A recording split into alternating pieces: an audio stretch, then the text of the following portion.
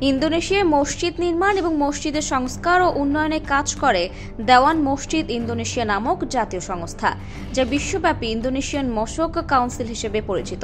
ইন্দোনেশিয়ার এই মসজিদ কাউন্সিল সম্প্রতি গাজার যুদ্ধবিধ্বস্ত জনগণের জন্য একটি মহৎ উদ্যোগ গ্রহণ করেছে।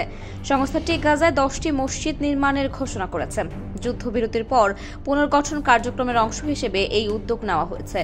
মসজিদ কাউন্সিলের চেয়ারম্যান জুসুফ কাল্লা এই উদ্যোগের গুরুত্ব তুলে ধরে বলেন, সবকিছুর সঙ্গে আধ্যাত্মিক জীবনের পুনর্গঠনও গুরুত্বপূর্ণ, বিশেষ করে যখন মানুষ এমন কঠিন সময়ের মুখোমুখি হয়। গত শনিবার ডিএমআই এর কর্মকর্তাদের সঙ্গে এক বৈঠকে তিনি এই মন্তব্য করেন।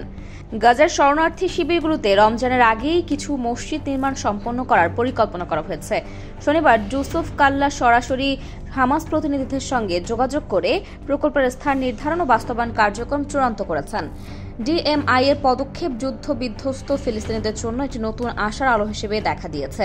তারা উল্লেখ করেছেন, বর্তমান যুদ্ধবিরতি ফিলিস্তিনি জনগণের জন্য একটি গুরুত্বপূর্ণ সুযোগ, যা দীর্ঘমেয়াদী শান্তির সম্ভাবনা তৈরি করতে পারে। 15 মাস ব্যাপী এই যুদ্ধে গাজার অবকাঠামো চরমভাবে ক্ষতিগ্রস্ত হয়েছে। ধ্বংস হয়েছে অসংখ্য বাড়িঘর, স্কুল, হাসপাতাল, পানির লাইন ও বিদ্যুৎ ব্যবস্থা। মসজিদের মতো গুরুত্বপূর্ণ স্থানগুলো এর বাইরে ছিল না। আফরোজা দিবা, অনুসন্ধান নিউজ।